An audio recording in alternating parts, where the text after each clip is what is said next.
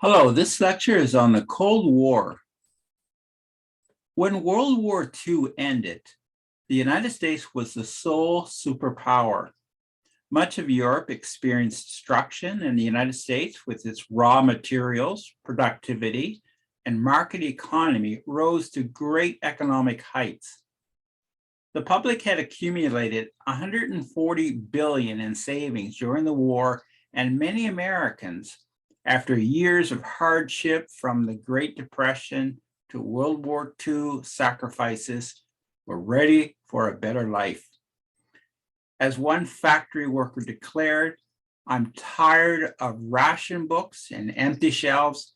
I'm ready to spend."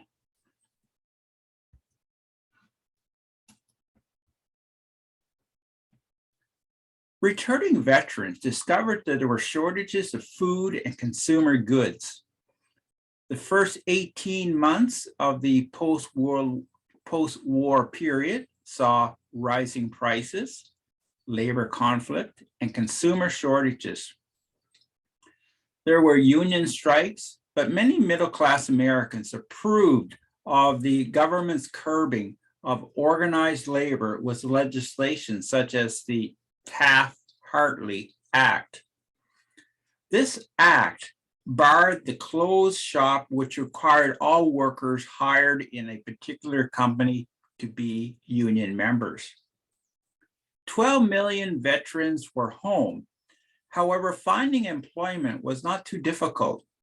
2 million women had quit the workforce, and the great demand for consumer spending created a huge demand for labor.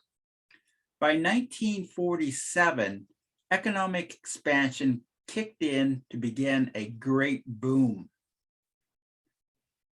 Many veterans took advantage of the GI Bill that provided loans of up to $2,000 for a house, farm, or business.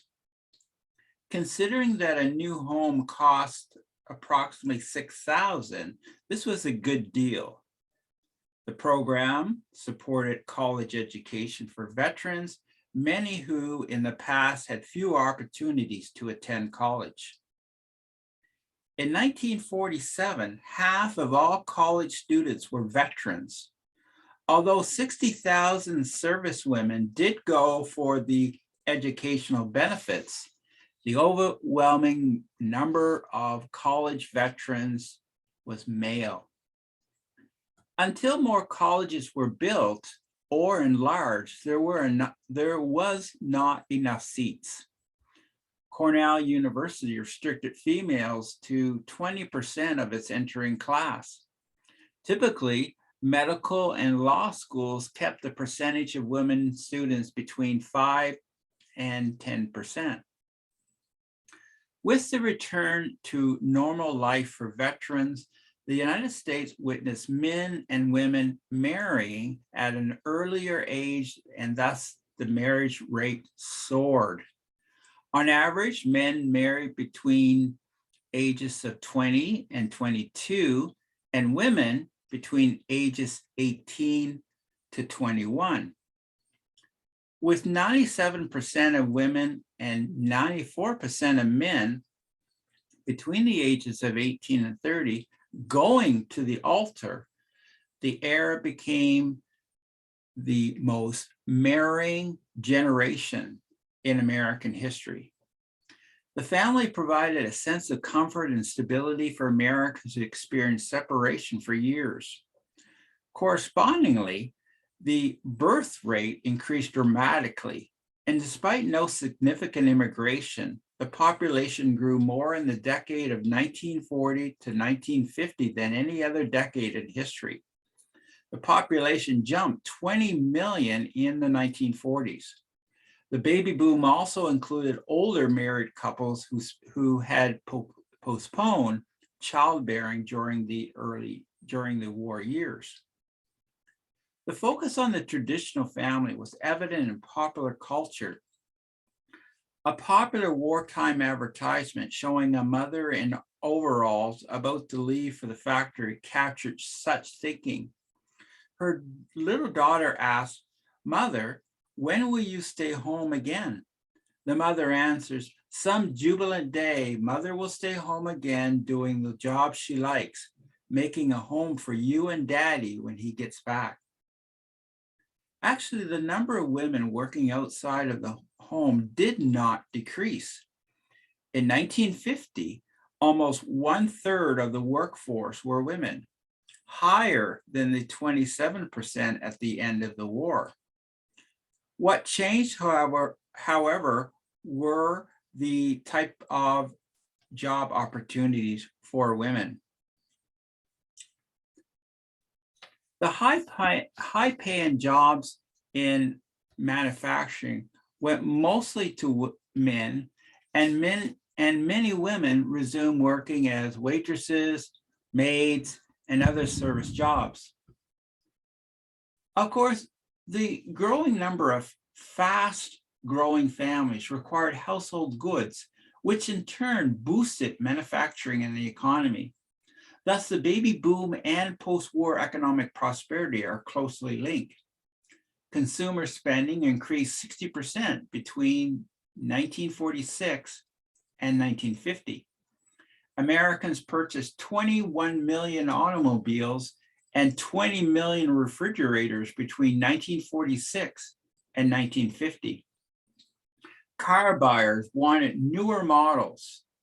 In 1950, the Diners Club introduced the credit card to upper-class New Yorkers. New products arrived in the scene, from ballpoint pens to televisions. In the 40s, the radio was dominant, however. In 1948, less than 1% of American households owned a television. Between 1945 and 1950, America's radio stations tripled. It took time for home builders to catch up with demand. Lining up for work for hours, people paid admission fees to tour model homes. Almost 5 million homes were built between 1945 and 1950. And by 1950, approximately 55% of Americans owned their own homes. There was a sense of optimism and life was good. American people had freedom to work, live, and enjoy their leisure time any place at all in the nation. Politically, things were not as smooth. Politicians and cultural commentators were caught up in anti-communism and the Cold War. The mutual hostility between the United States and the Soviet Union grew out of ideological differences and concrete actions stretching back to World War I and the Bolshevik Revolution of 1917. These differences were briefly set aside for a portion of World War II. Following the Nazi invasion of Russia in June of 1941, Washington and Moscow entered what had been called a strange alliance. This anti-Nazi union of convenience and necessity temporarily muted the tensions between the two countries. But tensions did rise. Joseph Stalin insisted that the Allies open a Western front against the Germans. One response was the Dieppe raid on the French coast in August 1942. This ill-conceived raid resulted in 60% of the 5,000 Canadian participants killed or captured. Winston Churchill could then explain to Stalin it was impossible to open a second front at this earlier stage of the war. Successful invasion would have to wait until June 1944. Americans believed the Soviet rhetoric of permanent revolution and felt the Russians were spending more time setting up communist regimes than finishing off the Germans. For their part, the Soviets, even if at times reflected Stalin's own paranoia, could not forget that they saw their nation lose 20 million people. So during the war, they lost 20 million, and 1/3 of those were soldiers. The communists wanted to create a buffer zone out of Eastern Europe. As early as the Yalta Conference in February 1945, it was becoming obvious that serious cracks had developed in the foundation of the Grand Alliance. Thus, disagreement over such issues as the timing of the Second Front and antagonistic visions of post-war Europe pushed the United States and the Soviet Union into a Cold War. And this all took place within months of the end of World War II. The immediate cause of the Cold War resolved around the fate of Central Europe. Would it remain within the Soviet orbit, or would it open to Western influence? Antagonism between the United States and the Soviet Union grew as Soviet-dominated governments were established in Bulgaria, Hungary, Romania, and Poland. When President Franklin Roosevelt died in the last days of the war in Europe, Harry Truman became president. He was a capable leader, but he had been kept in the dark concerning American foreign relations. The advice he received from the State Department was that Roosevelt had trusted the Russians too much and that Truman should be firm with the Soviets. Roosevelt, Truman was told, was wrong in believing that the USSR could be cooperative and open-handed. Truman was unwilling to concede Soviet supremacy beyond the borders of the USSR, and he rejected any tendency towards appeasement. Anti-communist emotions heightened. In Canada, Igor Gazenko, a young Russian clerk, deflected with evidence of a massive Russian spy ring in Canada. Truman learned that the spy ring in Canada aimed at America's atomic technology. Some Canadians were arrested for their part in passing on secret information. In the end, 10 spies were convicted. The whole affair demonstrated the genuine threat of communism. The Soviets adopted a tougher stance. In February 1946, Joseph Stalin called for a rapid military-industrial buildup. An expert on Russia, American diplomat George Kennan, sent an 8,000-word telegram from Moscow stating that only the threat of force could limit or alter Soviet ambitions. Winston Churchill's Iron Curtain speech in March was similarly blunt.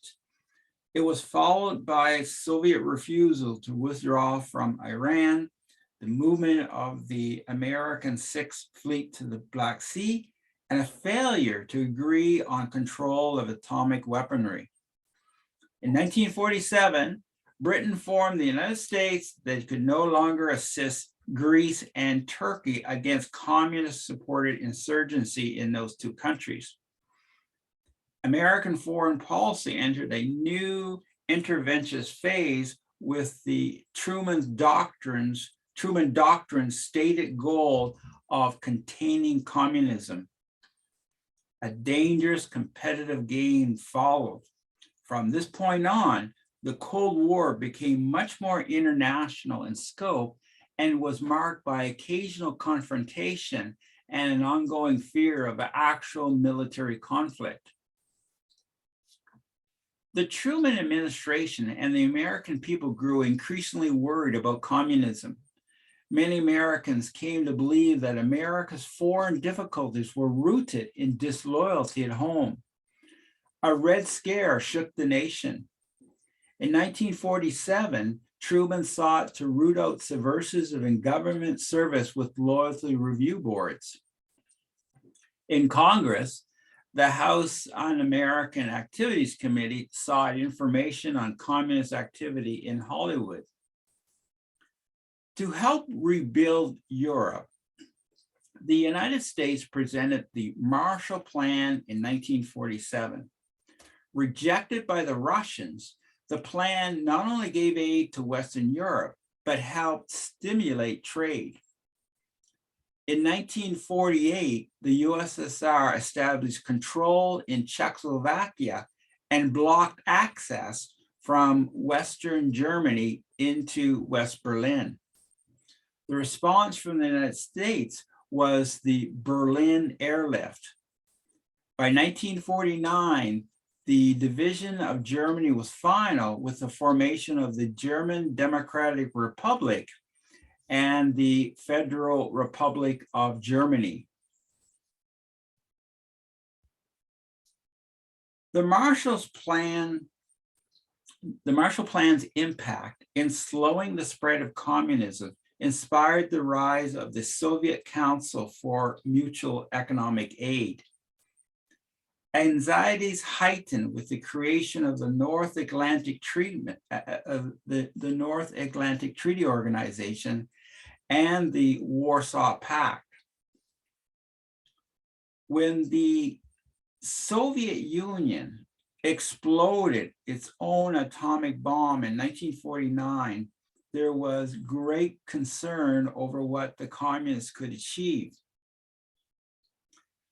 The rise of Mao and China turning communist in 1949 brought additional angst.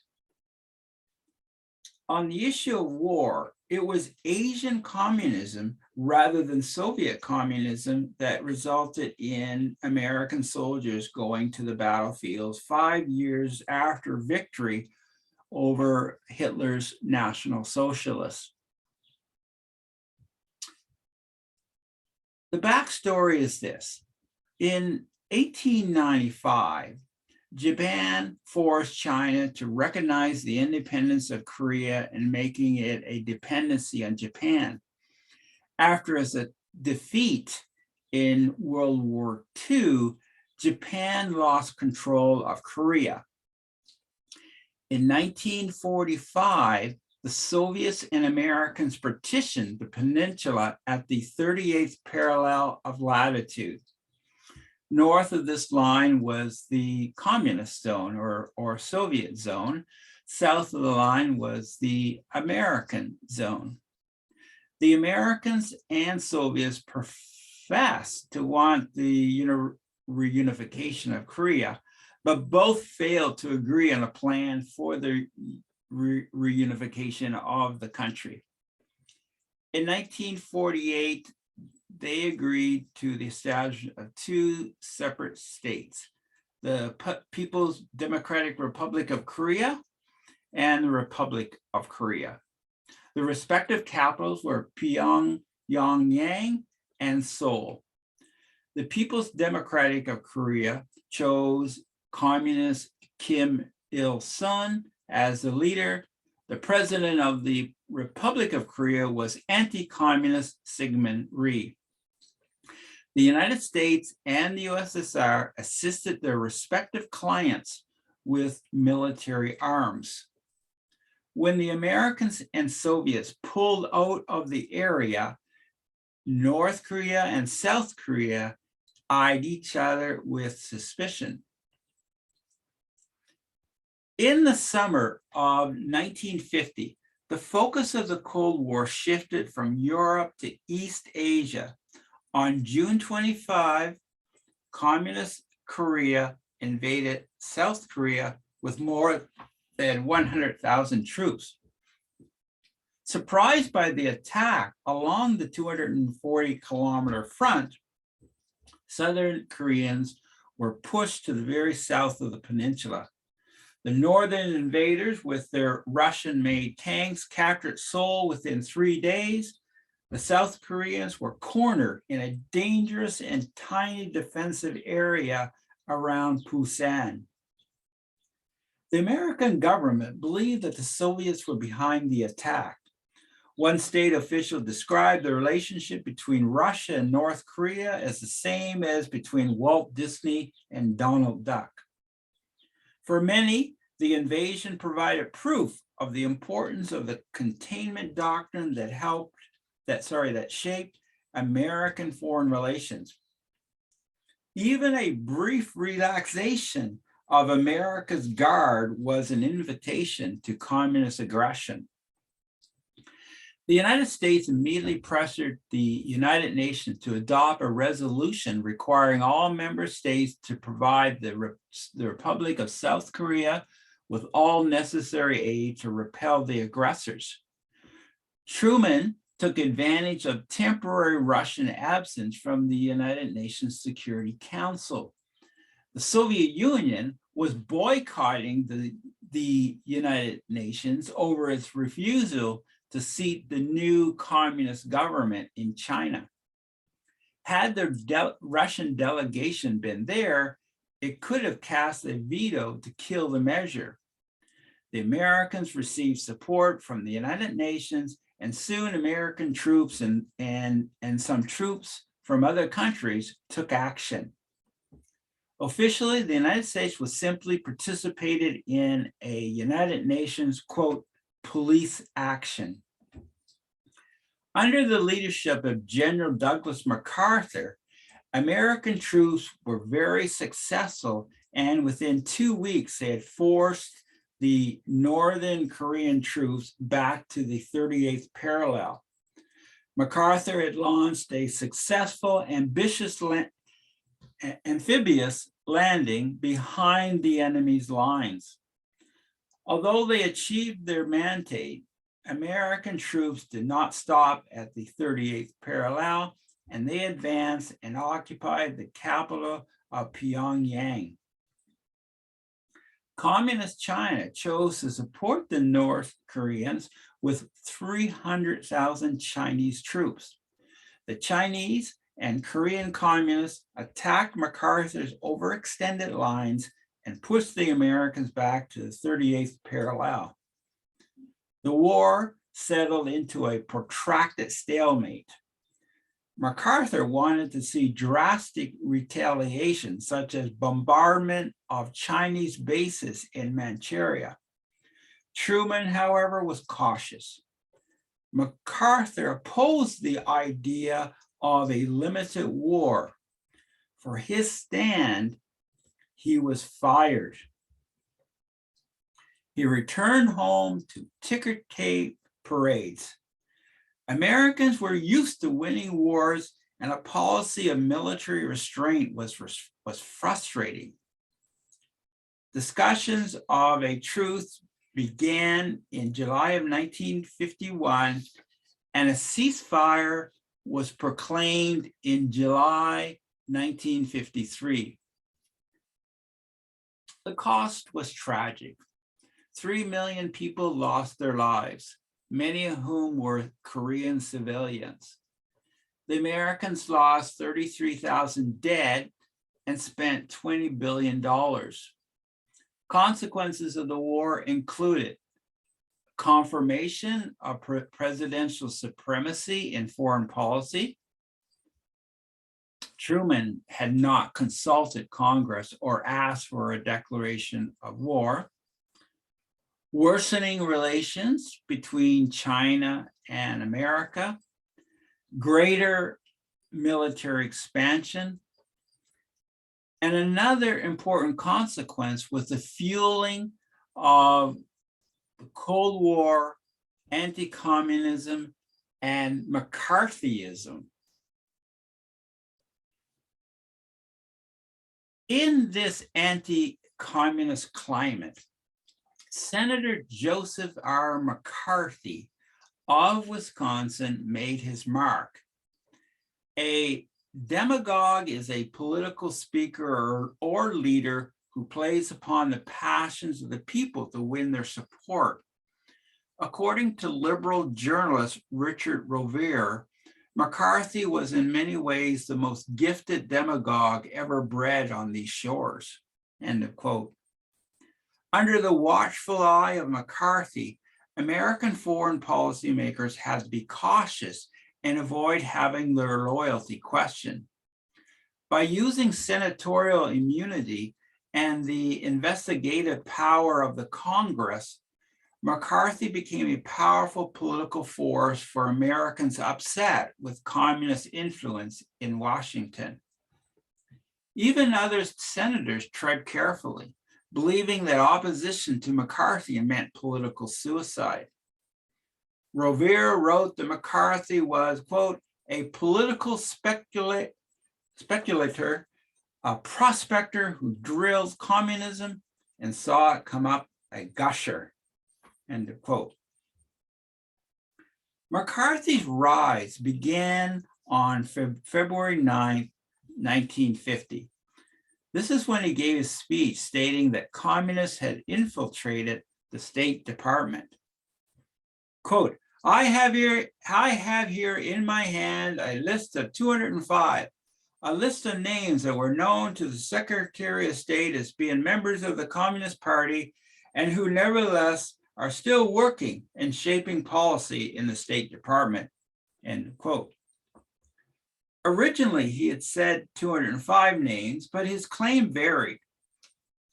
Politicians speaking falsehood is not uncommon, but national security was a serious issue that demanded honest appraisal. McCarthy altered the number of government-employed communists to 81, then 57, and then finally a lot. Within a few weeks of the original speech, a Washington Post cartoonist coined the term McCarthyism. Opponents of McCarthy were alarmed that McCarthyism focused on the domestic front rather than on the more dangerous threat that played out on the international scene. For some Americans, McCarthyism represented the hatefulness of baseless defamation, but for others it represented Americanism. Right from the start, McCarthy's charges were taken seriously.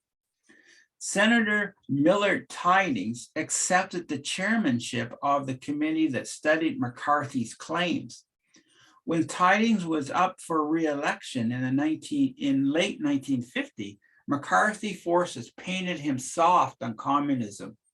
When Tydings lost the election, others saw how powerful McCarthy had become. McCarthy's audience and followers grew rapidly. Ordinary people who suspected that communists had infiltrated Washington sent their hero money. There were also wealthy supporters. McCarthy characterized the Roosevelt and Truman years as treasonous, and this put the Truman administration on the defensive. Democrat leaders were concerned because they understood that McCarthyism was a bipartisan doctrine.